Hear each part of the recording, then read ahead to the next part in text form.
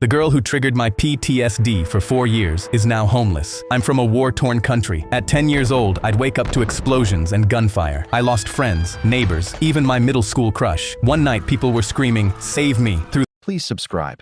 Thanks for watching.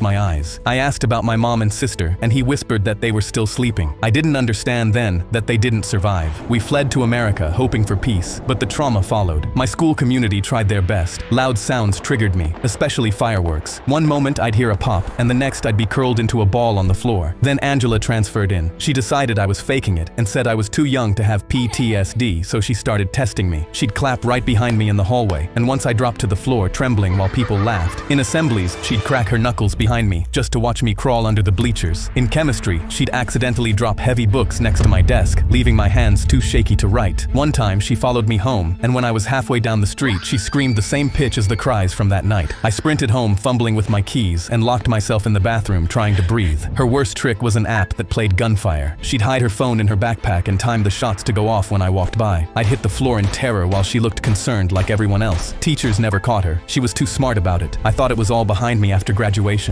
4 years passed. I had therapy, better coping skills, fewer flashbacks. Then I saw her at a cafe. She was working behind the counter and still had that smirk. I tried to be polite and ordered a matcha latte. She asked if I wanted anything else but didn't ask my name. That was the first red flag. As I waited, I heard it. "Save me! Save me! I have an order for save me! A matcha latte for save me!" My vision blurred. Suddenly I was 10 again, surrounded by smoke and screams. I collapsed right there in the cafe. Someone called 911, and paramedics kept me under observation for 3 hours until my heart rate stabilized.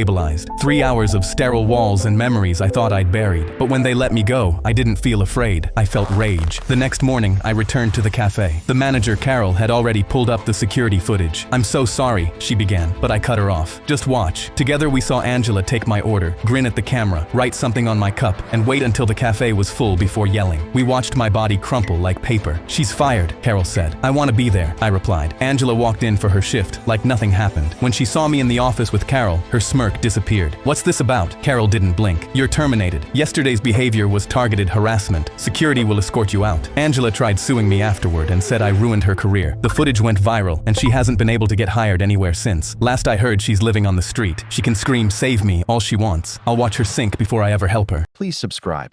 Thanks for watching.